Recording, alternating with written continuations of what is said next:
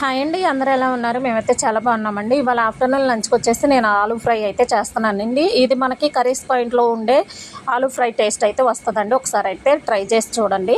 Stove పైన పెనం పెట్టేసి 3 టేబుల్ స్పూన్లు ఆయిల్ వేసి, ఆయిల్ హీట్ అవ్వగానే పోపు దినుసులు, ఉల్లిపాయలు, పచ్చిమిరపకాయలు, కరివేపాకు వేసి కొంచెం ఫ్రై అవ్వనివ్వాలండి.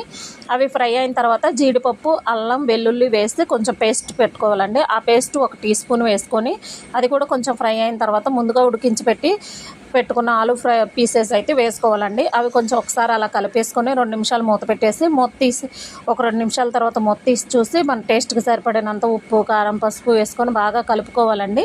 అలా కలిపిన తర్వాత ఒక 2 నిమిషాలు అయితే మూత పెట్టి మగ్గనివ్వాలండి. ఇలా మగ్గిన తర్వాత మూత తీసి ఒకసారి అయితే గరం మసాలా అయితే వేసుకోవాలండి. నేను జీలకర్ర, ధనియాలు మొత్తం కలిపి అయితే పౌడర్ పడతానండి. అదొక టీ స్పూన్ వేసుకొని మొత్తం కలుపుకొని లాస్ట్లో కొత్తిమీర జిమ్మితే ఎంతో టేస్ట్గా ఉండే ఆలూ ఫ్రై అయితే రెడీ అయిపోతుందండి. ఆలూకి కాంబినేషన్గా చింతపండు చారు అయితే పెట్టేశానండి. వీడియో కనుక నచ్చితే లైక్ చేసి, షేర్ చేసి, సబ్స్క్రైబ్ చేసుకోవటం మటుకు మర్చిపోవద్దండి. ఓకే, బాయ్ అండి.